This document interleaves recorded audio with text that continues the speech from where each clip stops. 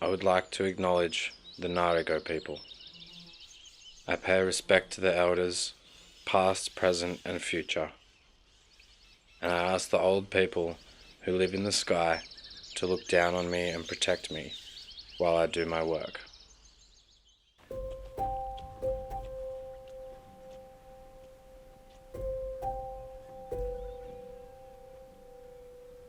There's been a fair bit of hype around the Brumbies again, so I thought I'd give my 2 cents.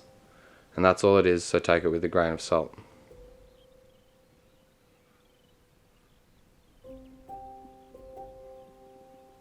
From what I've heard, both sides of this have valid points to make.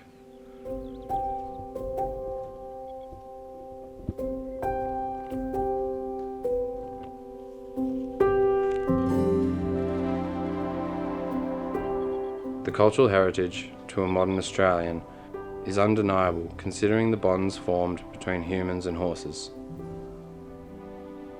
As war partners, farmhands, and genuine loving companions.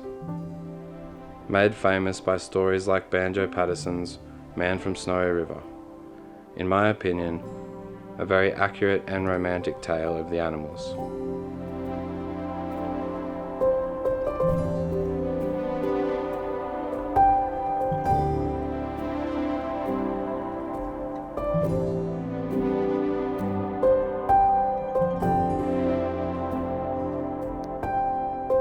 On the contrary, it is obvious the effect that the hard-hooved, heavy animals are having on one of our more fragile mountain landscapes. That terrain, for thousands of years, has been accustomed to much lighter and more fragile creatures.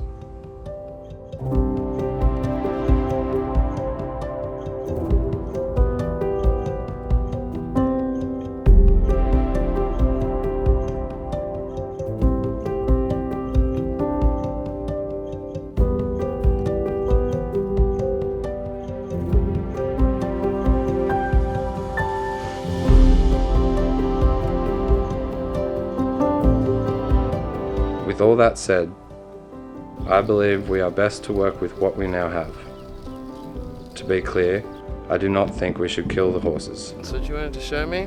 Unless you're willing to eat them, of course. Why? Because to preserve the native landscape, to be consistent, would mean preserving anything prior to European settlement. That option is so far gone. Consider Sydney alone. The attitude that we are superior and able to control nature is what got us here in the first place.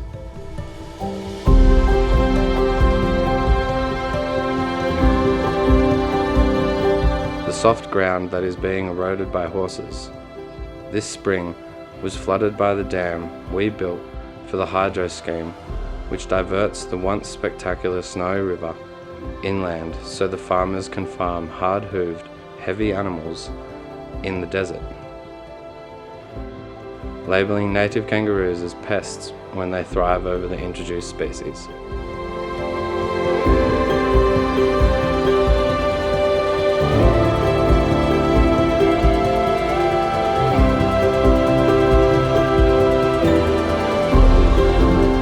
Allowing the Brumbies to live out a natural life would be less environmentally damaging than the farm across the road from Dad's place. Placing ourselves above nature does not appear to be an effective method of action.